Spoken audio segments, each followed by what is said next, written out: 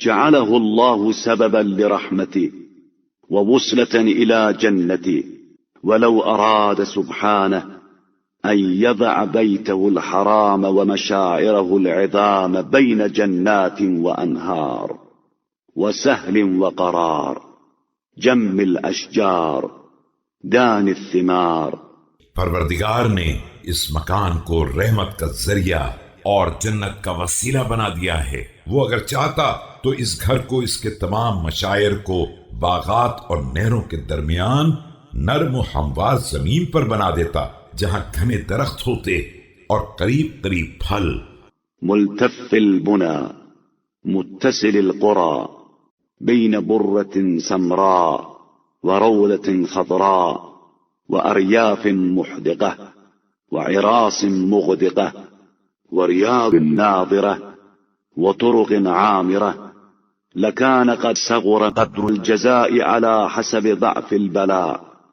عمارتیں ایک دوسرے سے جڑی ہوتی اور آبادیاں ایک دوسرے سے متصل، کہیں سرخی مائل گندم کے پودے ہوتے اور کہیں سرسبز باغات، کہیں چمنزار ہوتا اور کہیں پانی میں ڈوبے ہوئے میدان، کہیں سرسبز و شاداب کے استزار ہوتے اور کہیں آباد گزرگاہیں۔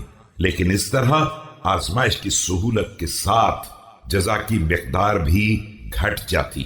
ولو كان الإساس المحمول عليها والأحجار المرفوع بها بين زمردة خضراء وياقوتة حمراء ونور وضياء لخفف ذلك مصارعة الشك في الصدور۔ اور اگر جس بنیاد پر اس مکان کو کھڑا کیا گیا ہے وہ سبز زمرد اور سرخ یاقوت جیسے پتھروں اور نور و ضیاء کی تابانیوں سے عبارت ہوتی تو سینوں پر شکوک کے حملے کم ہو جاتے۔ ولوضع مجاهدة إبليس عن القلوب ولنفى معتلج الريب من الناس، ولكن الله يختبر عباده بأنواع الشدائد ويتعبدهم بأنواع المجاهد۔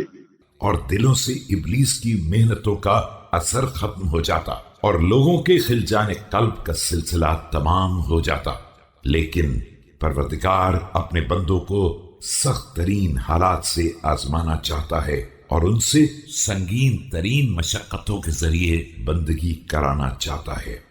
ويبتليهم بضروب المكاره إخراجا للتكبر من قلوبهم وإسكانا للتذلل في نفوسهم، وليجعل ذلك أبوابا فتحا إلى فضله وأسبابا دللا لعفوه۔